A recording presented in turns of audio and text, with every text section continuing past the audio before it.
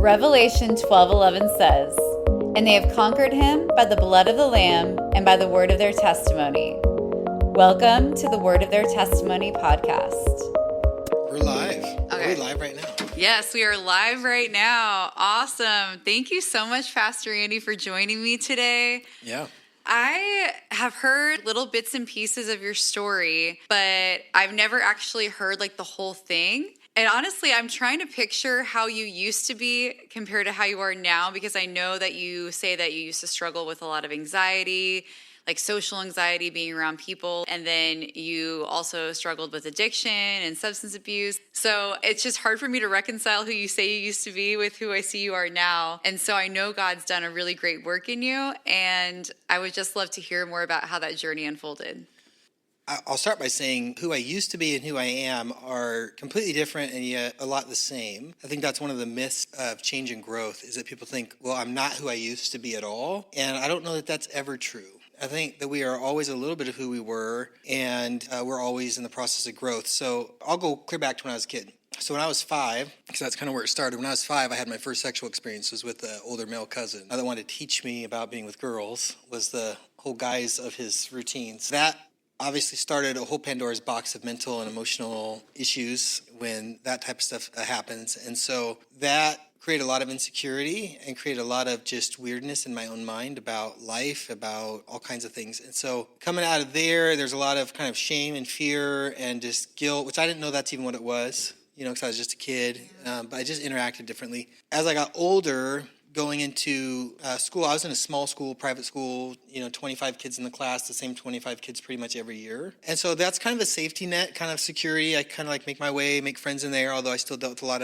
of things. When I was a freshman in high school, my family could not afford to keep me in that school. And so I went to public school. So I went from the same 25 kids that I was growing up with to a public high school that was the largest one in the district for where I was at in Portland, Oregon. And there was I think 3,800 kids or something like that in the high school. And so I immediately went to a completely different environment where I had no idea how to interact or how to deal with the insecurities I had. So when I got to high school, I spent my 4 years of high school hiding in bathrooms in between classes. So I'd go to class, I'd wait for the bell to ring. After the bell rang, I'd stay in class until everyone was out of the room, and then I would go to the hallway, go straight to the bathroom. I'd go in a stall, and I'd hang out in the stall until the bell rang to be late for the next class. And I'd go to the next class late.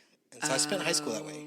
Wow. Didn't really have friends and pretty much worked my way through high school like that. And then when I got out of high school, I did keep one friend that I always had since like 7th grade, which is my wife now. That's awesome.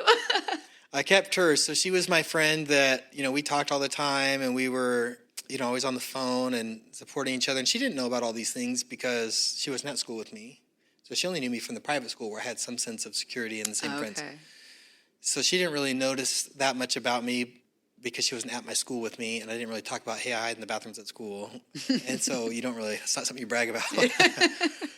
So coming out of high school, we got married, and then we got married at 18. And then shortly after that, all of my fears and insecurities started coming out because she's very extroverted. I mean, you know her. Yeah. She's very outgoing and never afraid of anyone or anything. And so she always wanted to do stuff, and I started saying, no, I don't want to go do that. Let's stay home. Yeah.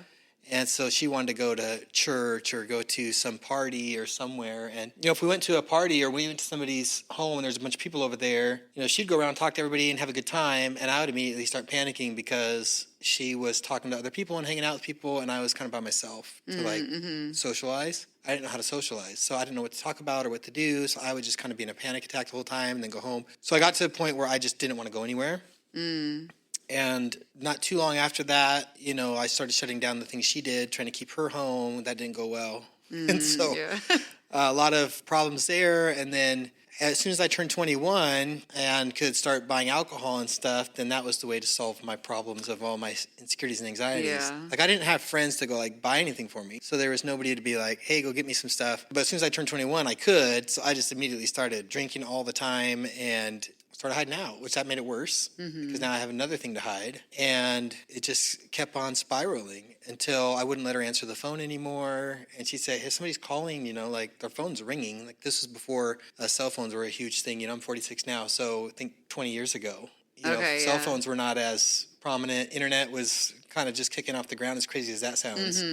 And so she'd be like, people are calling, they want to come over, or they want to call us, and I'd say, no, don't answer the phone. She's like, well, what are we supposed to do? We'll let it go to voicemail, and we can see what they want later. And then at least I would know what they wanted before we called them back, rather than just somebody calling on the spot, and then I'm supposed to figure out what they want, and then I don't know what to do with that. So that was kind of our life, and she was always trying to get us to go to church or go to like some community group or small group somewhere because she wanted to be involved in all these things. And I got to the point where I was like, okay, we can go to church or we can go to like a small group, but not both, like during a week, 'cause that's too much. So if we went to church, I would drop her off and then I would walk in after her like late and then come in like I had stuff to do on my way in from the car or something like. Oh, wow. So I would come in, then I'd get in the church, and then I would go out like 20 times to go to the bathroom, and I would just like go get a drink of water. I'd go to the bathroom, get a drink of water, go to the bathroom. Because if I was drinking water at the drinking fountain or in the bathroom, nobody would talk to me. Right.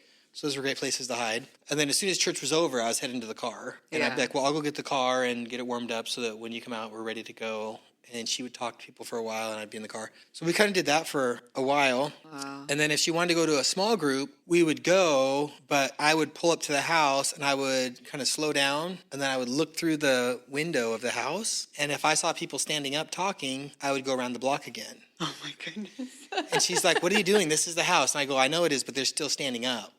And that means they're still talking. And so I would drive around, and I wouldn't let us park or get out until I saw everybody was sitting down, because that meant the meeting started. And once the meeting started, nobody's going to talk to you because they're listening to the person that's leading the group. Yeah. So then we would go in late, find a seat, and then as soon as I could feel it was winding down, like they were getting ready to kind of end things, I would say, okay, we do need to get home. So as soon as this is over, we got to get out. And she'd be like, we have nothing to get home for. I'm like, oh, yeah, and I'd make up 1,000 reasons why we need to be home. And then as soon as it was over, I was like heading to the car, trying to drag her out. And if she didn't want to leave, I would just go sit in the car and wait for her. So that was like my life, was always getting away from people, always hiding out. I had a lot of anger issues because when you're that anxious and that frustrated all the time, everything makes you angry. Mm-hmm. And so I remember one time my friend Josh and his wife Jen lived with us. They lived in a studio apartment above our garage that we rented out to them. And we got in a huge fight. And so I had such anger issues that I was arguing. I was in the kitchen, and I stepped out in the laundry room, and there was a door between our kitchen and our laundry room. Uh-huh. So I was so mad that she got scared, so she shut the door and locked it, and locked me in the laundry room. And so I was like freaking out. I was like, let me back in the house. She's like, I'm not letting you in the house until you calm down. I'm like, you're letting me in the house or I'm coming through this door. And she's like, you're not coming through anything. And so I just went through the door. No. Yeah, I didn't go through the door like you see on TV where they like kick the doorknob and it opens. I went through the door, like through the middle of the door, shredded the door to like just sawdust, and came through the door. Oh my goodness. Freaking out and screaming and yelling. And by the time I calmed down, I realized, okay, my door is now like bark dust. It's just all over the floor. What do I do? Because we have friends that live with us. Mm-hmm. And they're going to come in tomorrow and realize that I shredded our door. So I cleaned up the door, took all the hinges off, threw it all away. And the next day, they come down for breakfast. Because they'd always come in the morning. They come down for breakfast and walk in and they look and they go, didn't you just have a door right here? And I'm like, yes, but we decided just to open things up because everybody back then, it's like all the rage was like open up your small spaces and make things bigger, It's kind of like the remodeling upgrade rage. So I'm like, oh, yeah, I'm going to just tell them that we decided to open things up. So I told them that, and they're looking at me and they're like, you opened up your kitchen to your laundry room? I'm like, yeah, it's just more space. It's more airy. And so I would just make excuses. But that was me. Like, I lived like that all the time. Oh, wow. And what I would do is I would just buy vodka and just keep it everywhere. So, like, I had vodka in the toilet, like the bowl, like, the water container. I would, like, lift the lid and I'd had vodka in there. Oh, my goodness. And then I, like, had it different places so that at any point, if I had anxiety or stress, I could just go grab the bottle and drink the vodka. Yeah. And so she could never find it because I hid it in all these random places. One day, she was pregnant with our first kid, and she's like, I'm not doing this with the kid. Mm-hmm. So I'm moving out. This is it for us, like, unless you figure this out. Which I didn't want to figure it out. So I was like, that's fine, if you're going to leave. Wow. And I realized looking back, my strategy was that I was never going to leave her, but if I was a bad enough husband, that she would leave me, and then I could be the victim. Oh. And then anybody that was like, hey, what happened? I'd say, well, my wife left me. And that was kind of like what I was waiting for, but she's too committed and too determined for that. So she wouldn't just leave. And so she's finally gotten to the point where she was like, I have to leave because we're having a kid now. and I can't bring a kid into this type of environment. My friend Josh realized what was going on at that point, and he threw me in the back of his car one night at like 2, 3 in the morning, and I was totally drunk. I wouldn't have gone with him other than he dragged me out there, threw me in, hauled me to a pastor's house, and I don't remember anything other than the pastor sitting in the back seat with me and talking to me, and apparently, according to Josh, I was just telling him like I'm an evil man and stuff, just saying all this random stuff. So they talked to me for a while in the car. Then they paired me up with the associate pastor who was going to counsel me and try to help me. And I had 4 sessions with him. I'd go to the church, park my car, pull my vodka out, chug the vodka from the bottle, and then go into my counseling appointment. And I got in there on the 4th meeting, and I'm sitting there with the pastor, and he just says, "Dude, you are a total asshole." And he's like, "I am not meeting with you anymore." Oh my gosh. And I'm like, that's fine with me. So I was like, I'm out now, done. So now my wife will leave and I'm the victim. Well, they decided to do one final intervention. They had 7 or 8 guys there, all counselors, all pastors. And I was with them for about an hour and they were making no progress because in my mind, it was everybody else's fault. My wife was a bad wife. People were mean. That's why I had to hide out. Nobody understood me. I got all the reasons why it was everybody else's fault. And at the very end, this guy named Dave Schaff said, "Would you do me a favor before we leave?" He says, "Would you just pray?" Because they had ran out of they tried all the counseling tricks, all the little things. Nothing worked. He says, "Would you just ask if the Holy Spirit would show you if there's anything that you've done wrong? Anything at all that you need to repent for or be sorry for?" I thought that was a pretty safe prayer because I honestly thought it was everybody else. And so I said, sure, if that makes you guys happy, whatever. So I started to pray that. I probably got 3 words out. Literally, I was like, Holy Spirit, and just instantly I saw I'm the bad guy. It was the weirdest thing. I just literally went from total darkness to I realized it's me. And I just started just bawling. I bawled for probably 30, 40 minutes straight. I couldn't even breathe. I was just sobbing. And I was confessing all these things and telling them stuff they didn't even know I did. And I could feel this is horribleness of who I was. I had never seen it. And then I'm just looking and out of body almost just looking. I'm like, this is me. How did I get here? I just woke up. It's crazy. It's still crazy when I think about it. And so I'm realizing how horrible I was and everything I had done. But at the same time, I could feel this overwhelming sense of God's love. If you'll let me, I'm going to get you out of here. And so I just really gave my life to the Lord. I had given my life to the Lord in the 1st grade because I was at a private school. And so, you can't get through school without giving your life to the Lord at a private school. But for the first time as an adult, I really gave my life to the Lord. And I just said, yeah, I'll do whatever you want to do in my life to get me out of here. And I gave my heart to the Lord. And from there, I started changing. I didn't know how to change, but I was willing to change. So before, people were telling me, do this or do that. And I would try, but I couldn't do it. Control your anger or, be a good person. And I'm like, okay, I'm going to try that. But it wouldn't last for more than a day or two because I didn't know how. And it's telling a dog not to chase a stick. I didn't know how not to chase sticks. That's just who I was. And I started saying, okay, Lord, I need help and show me how to get out of this. And God just started, my heart was different now. I wanted to change. So when people told me stuff, I could actually try to start doing it because I wanted to, but I still didn't know how. So I was always angry. So if I went to Home Depot and there wasn't service, somebody wasn't helping me right now, I would just go to one of the empty cash register aisles where there wasn't a worker. And I would just pick up the intercom mic and start talking over the loudspeakers. No. Yeah. I'd be like, yeah, this is a customer down on aisle 6. And apparently nobody at Home Depot cares at all about their customers because nobody is here to help me. I might have waited 1 minute. Who knows? Because I had no patience. Apparently nobody wants to help me. And I would just go on. And all of a sudden, a whole flood of managers from the upper room would come down and be like, sir, can you please put the phone down? We're here to help you. What is it you need? And that's just how I was all the time. And so even how to have patience, how to process life, I just didn't have it. Well, a guy took me under his wing named Phil. And he said, I'm going to start kind of mentoring you. So I would spend time with him and he would invite me over to his house. He'd say, hey, come on over and we're going to spend some time together. I'd get over there and he'd say, all right, get in the car. And I'd realize we're just running errands all day. And to me, I was like, this is absurd. This is not mentorship. This is not discipleship. This is not anything. So I'd be super angry and also super anxious because what am I going to talk to this guy about all day? Right. We're sitting in his truck. I don't have anything to talk about. But I would watch him. We'd go places, and if he had to wait, he would start talking to somebody and just have a conversation. And then maybe end up praying for them, or who knows? Something would happen good. And slowly I'd be like, okay, this is a different way to live. I don't know how to do this, but this is another way to live.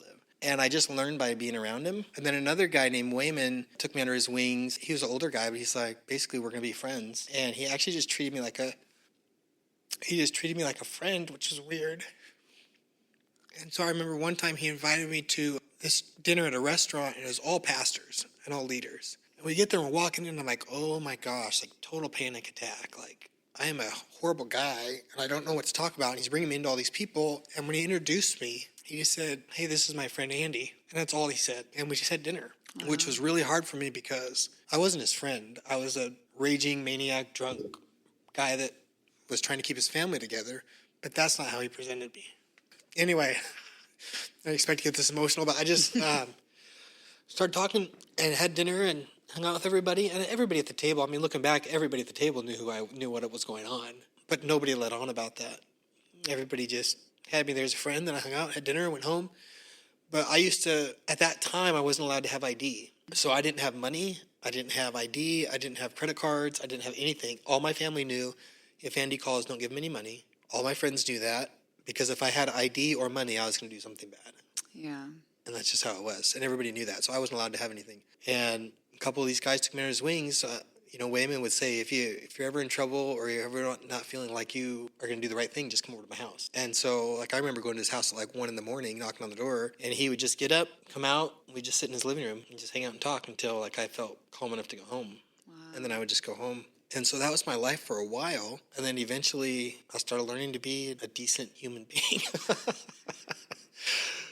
Just basic stuff. I mean, just really basic things like show up to somewhere and have dinner and leave without being a total nut job. And that was like progress. I was functional if I knew exactly what I was supposed to do. Like we owned businesses and I could help run a business and do some things like that. But I knew exactly what I was doing when I was there. So I knew what my role was. So that took the anxiety away.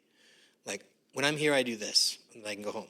But anything outside of that box, like where I had to like think or like have any kind of emotional intelligence, like how am I supposed to feel right now? How am I supposed to act right now? I couldn't process. But in a business I could, but it was so bad like that if it was anything outside of that box, it was just total meltdown. So that's kind of where I was at. Wow. So it was not it wasn't at all like I am now. I mean, when I say like you still are somewhat who you are, an example of that would be 2 years ago. I mean, here I'm pastoring a church. We're almost 6 years into it. 2 years ago, we had a Christmas Eve service, and I thought nobody would show up because we had never had a Christmas Eve service because we never had a building. Well, we got a building. Here I'm pastoring a church, and we pull in, and I'm expecting maybe 10, 12 people to be here because it's Christmas Eve. Like, who's going to come to church on Christmas Eve? Like, I'm the pastor. That's what I'm thinking. Well, in the South, which is where we are, people go to church on Christmas Eve. I mean, maybe everywhere, but especially here. So we pull into the parking lot, and the parking lot is packed.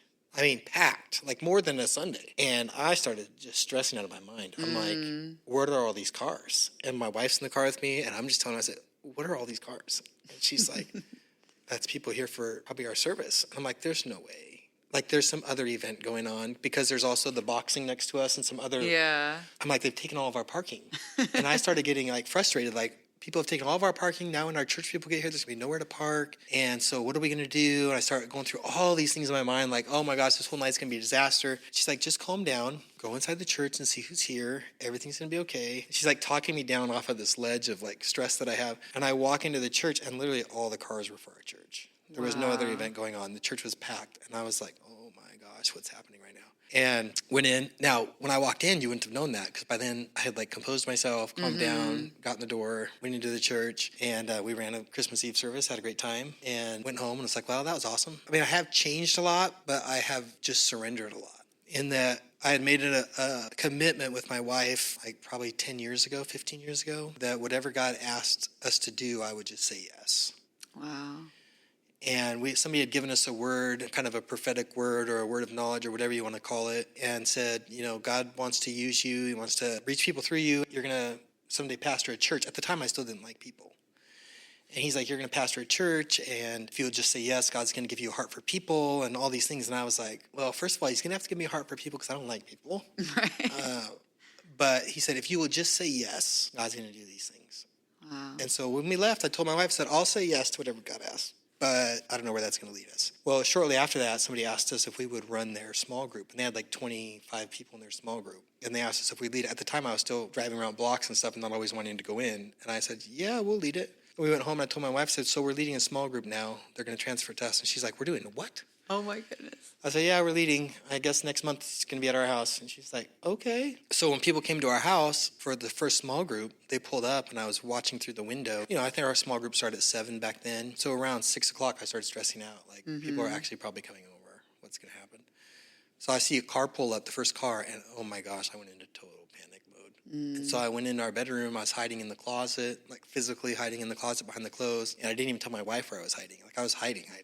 And so she's looking, I'm like a grown adult, like hiding in the closet. She's looking for me. I can hear her calling me, like trying to find me, and I am not coming out. And she finally, after checking everywhere else, she finally opens the closet, and I'm way back there, like literally behind the clothes, behind the hangers and everything. Oh, wow. And she sees my feet sticking out the bottom. And she's like, I can see your feet. Like, I know you're in here. I'm like, still not talking. And she's like, you have to come out. Like, there are people in our living room right now, and you got us into this. You have to come out. And so I'm like, just push play on the CD because we were going to do some worship music before we did the thing. Just start the music and then I'll come out and get people singing. Because again, I wouldn't be talking to anybody. And so she starts the music. I come out and I sit down. And then when the music was over, I did a little Bible study. As soon as the Bible study was over, prayed to kind of dismiss things. That's when it was going to start being social again. So I told her, I said, I got to go to the bathroom. Oh, yeah. I'll be back in a minute. And I went in our bedroom to go to the bathroom, and I didn't come back out. She kept coming back like, why are you back here? Like, people are here. I said, I'll be out in a minute. I just give me a minute. And I waited till most of the people were gone. And then I came out, like I had this big, long bathroom break. And so I would like go through these panic attacks constantly. Yeah. And so it wasn't really that I so much just changed. I just surrendered over and over again until I started feeling differently. But first, it was just a choice to say yes to what God was asking me to do. And lo and behold, we're however many years later, here we are pastoring a church. Wow. So that is my story. Wow. So God had to he got you to be willing and to say yes. And then he had to take you through all these uncomfortable situations over and over and get your continual surrender to get to the point where you are now. Yeah, it's been constant discomfort. Wow. Yeah. I just live uncomfortably. Not so much now, but even pastoring, it's been like that at times. I mean, I know why, and I love people, and people love me, and I get that, and I have security now in the Lord and all these things, and I enjoy the relationships and stuff like that, but it's still oftentimes just mind-blowing that there's all these people. And to watch what God's doing, how he's changing lives. I see people coming in like me, and a year later being changed. And just to see how God's doing that, I don't really know how it works. Other than, I get up every day and, Lord, what do you want to do? And then we just do it. And slowly but surely, he's opened up and I have all these friends. I have people at the church. People's lives are being changed. I have a great family. We've raised kids. We've adopted a girl and she's amazing. And God just keeps pouring blessing in. And outside of his grace all along this journey, I don't know how you get here. It's just been a lot of yeses in things that I didn't want to do. Just slowly kind of following his lead, and it's he just keeps changing and moving me forward. That's part of the reason why, at our church, we have all different kinds of people come in, and no matter who comes in, people say, man, I just feel like people here love me and they believe in me. A lot of that's because no matter who comes in and what state they're in, they're probably better off than I was when I came in. And so I don't see anybody as somebody that is too far gone or not able to be changed or used by God or not able to be opened up or to learn to love or to learn to care, because I look at them and I'm like, I was worse than that. Wherever you're at, I was probably worse than that. And so I just don't see people as unreachable or lost or incapable. If I see somebody and I say, hey, I believe in you, it's literally because I do. I know what God can do. I've experienced it. If he could do it in me, believe me, he could do it in you. Yeah. No matter where you're coming from. That heart, I think, comes out, not because we're trying to make that come out, but just because we've lived it.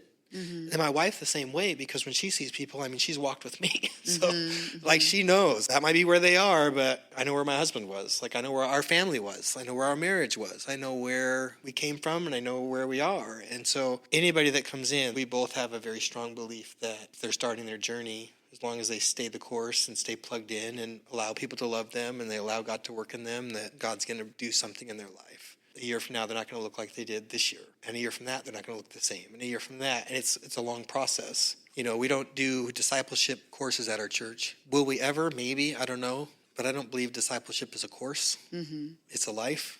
Yeah. If I had gone through a course, I probably would have passed. In my first 6 months, I could have gone through 101, 102, 103, and I could have passed. But it's taken years of God working in me and people walking with me to make progress. We just believe in just doing life with people and doing life with the Lord and watching how God just unfolds people's lives. And for some people, they can have radical change. Like today and like next month, they could be totally different. Mm-hmm. That happens. And for some people like me, it can take years where they are sincerely trying, they're giving their effort, they're saying yes, they're doing stuff, but they still are just growing out of some deep stuff that might have been locked in there since they were 5. Mm-hmm. And that's not a 6-week class. Yeah. That's just something you have to keep on working through. So, yeah, I'm a lot different than I was, but I still remember who I was. And not in a way of shame or guilt or condemnation, but in gratitude.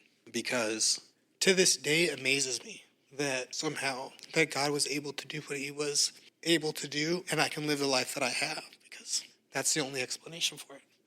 Wow.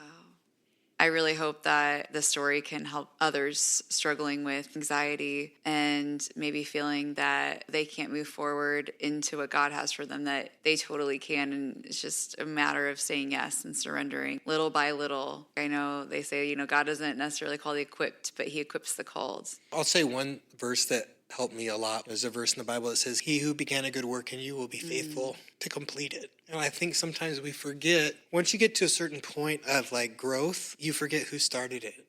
And then you worry about whether or not you can finish it. Like, can I get to the next point? Can I have the next breakthrough? Can I keep growing? Can I overcome this? And if you can just remember, you didn't start it. I know for a fact I didn't start the change that has happened in my life because I didn't want to start it. I didn't know how to start it, and I would have never started it. So the only person that started it was him. And if he started it, and he promised to be faithful to complete it, then why do I need to worry and stress about the growth? Because it's not my project. It's his project. And he's the one that promised to finish it. So all I have to do is just get up and trust him. And when I don't know how I'm going to change, or I don't know how I'm going to fix it, or I don't know how I'm going to grow, or I can look back and say, well, I didn't even know how I would get out of my closet. But he got me out. Like, I don't know how I would stop being so angry all the time. But he helped me to get through that. So it's just putting myself back in his hands over and over again and saying, okay, and if I get in a tight spot, like emotionally or mentally or relationally or anything like that, I'll pray and I'll say, Lord, you started this. This wasn't even my idea. Like, you started it. Like, I love you and I'm trying, but you started this. So if you're wanting to go to some other level, or you're wanting me to have a breakthrough, or you wanted me to change something, like, it's on you, not me. I will surrender, but it's on you. This is your deal. And I just give it back to him and I just trust him. And slowly but surely, that next area will change. But I don't stress about it because it's not my work. It's his work.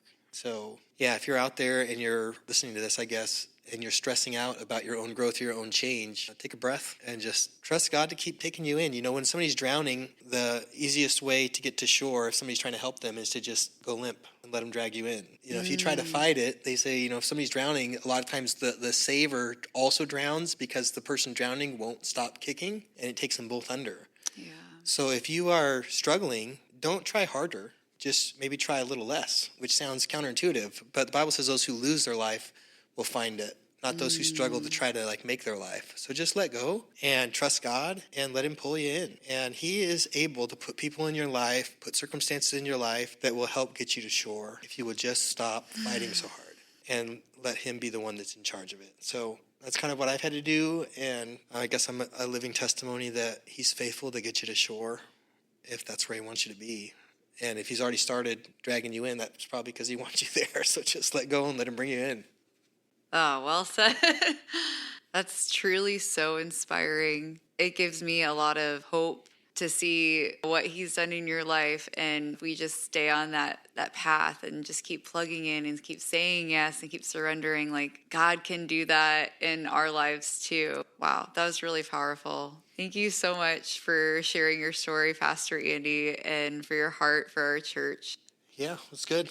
Thanks for having me on. If you were blessed by this episode, go ahead and give it a thumbs up and make sure to subscribe so you don't miss any future testimonies. And if you want to pass on the blessing to others, please leave a review and share to your page. Thank you so much for listening, and I'll see you on the next episode.